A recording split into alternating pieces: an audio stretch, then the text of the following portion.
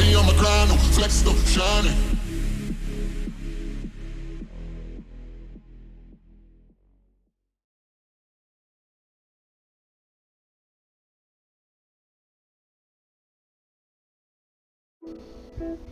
Hey everyone, this is your boy Greatt-Nuss. Oh wait, I mean Guardian 5634. Welcome back to my 5-part series discussing the Solstice weapons, what I believe are the god rolls, and also the Solstice armor. In this video, we are going to be covering the Precision Rocket Launcher Crowning Duologue, its perks, how to get it, and why I believe this rocket launcher is superior to Apex Predator. So, let's get into it. The Crowning Duologue is a Solstice precision rocket launcher with built-in tracking and is extremely easy to obtain. All you have to do is play the Solstice event Bonfire Bash. Literally, that's it. If you want to know how to get the Solstice event started, check out my video on the Solstice walkthrough. Let's start with the origin perks. There are two. The first being Dreamwork, which states, once per reload, assist or assisted final blows partially refill the weapon from reserves and increase reload speed for a short duration. Bows receive faster draw time. The second is Hake Breach Armaments, which deals increased damage to vehicles and constructs. Historically, precision rockets have been looked down on because of the self-imposed damage nerf Bungie put on them. They do 5% less overall damage than adaptives, which currently sit at the top of the rocket launcher food chain. But there are a few things special to this rocket launcher which make it rise above all else. More on that later. Now, let's get into the perks. In the third column we have Impulse Amplifier, which increases velocity speed by 35% and adds 20 to your reload stat. Auto Loading Holster, which automatically refills your weapon after 2.5 seconds. Reconstruction, which slowly reloads your weapon from reserves over time up to double the magazine size. Hatchling, which states precision final blows or rapidly defeating targets with this weapon spawns a threadling at the target's location. Demolitionist, which gives you grenade energy upon kills and using your grenade automatically reloads your magazine from reserves. Air Trigger, which gives you increased ammo reserves, and while you're airborne, accuracy and reload speed are increased but target acquisition is decreased. And finally, Grave Robber, which says powered melee hits and glaive or melee kills refill the magazine from reserves. In the fourth column we have Envious Assassin, which as you know doubles your magazine size after rapid kills. Special weapon kills work better with this perk. Bait and Switch, which gives you 30% damage buff after you damage an enemy with all equipped weapons. The buff lasts for 10 seconds. Bipod, which increases rocket launcher ammo and reserves but reduces damage, blast radius, and reload speed. Reverberation. Final blows with this weapon increase the size of its detonation for a short duration. Chain Reaction. Each final blow with this weapon creates an elemental damage explosion. Cluster Bomb, which makes cluster bombs each time you impact an enemy with a rocket. And finally, Deconstruct. Dealing sustained damage grants bonus damage against vehicles and constructs and refills ammo from reserves. Damage with primary ammo or against constructs provides additional progress. A lot of people are going for the tried and proven Reconstruction Bait and Switch, which is a great combination but is not the best for this rocket launcher. And let me explain.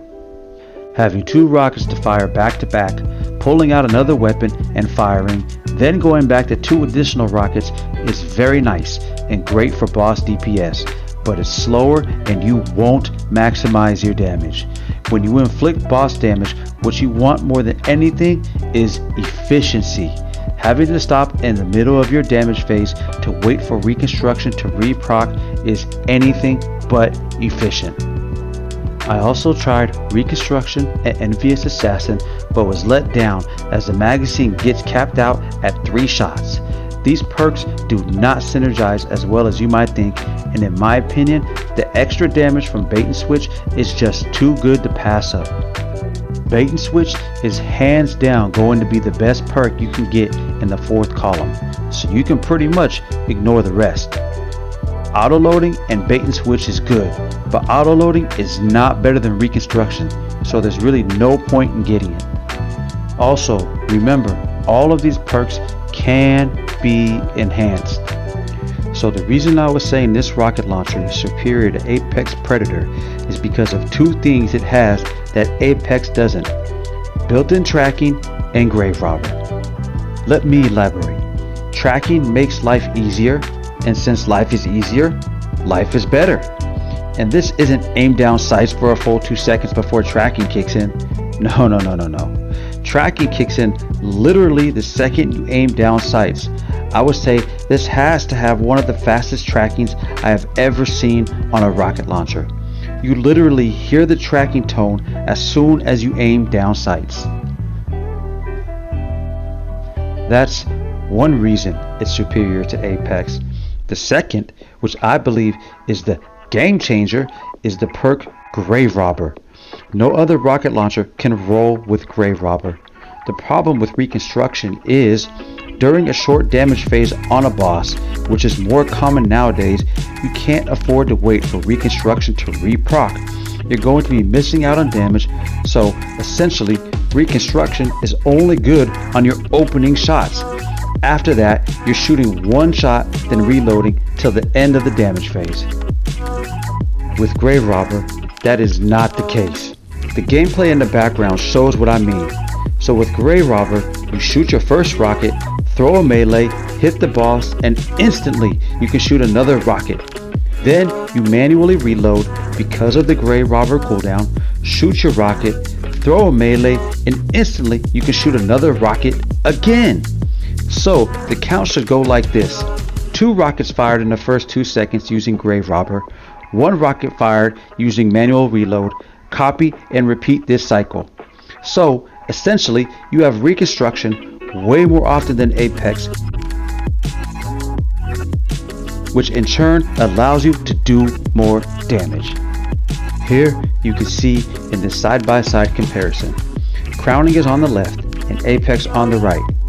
Look at the number of rockets each one can shoot in the same damage window.